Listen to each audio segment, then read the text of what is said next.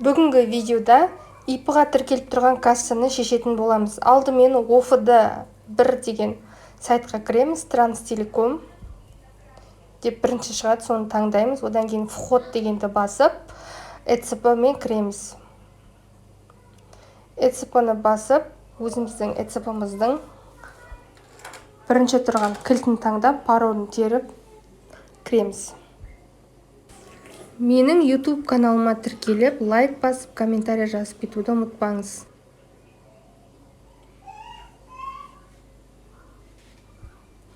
Кіргеннен кейін кассы деген бөлімге барамыз. Зарегистрированные в КГД деп тұр, соған кіреміз.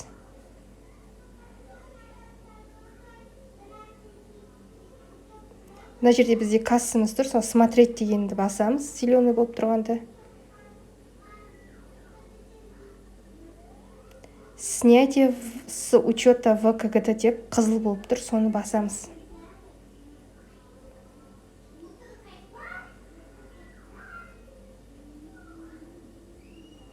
Басқаннан кейін мына жерде не үшін соны таңдаймыз. Менде ИП жабылатын болғасын таңдадым.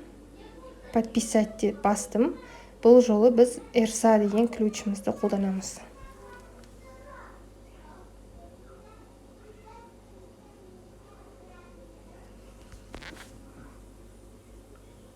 Подписать, отправить на снятие с учета деген зеленый деп тағы басып жібереміз.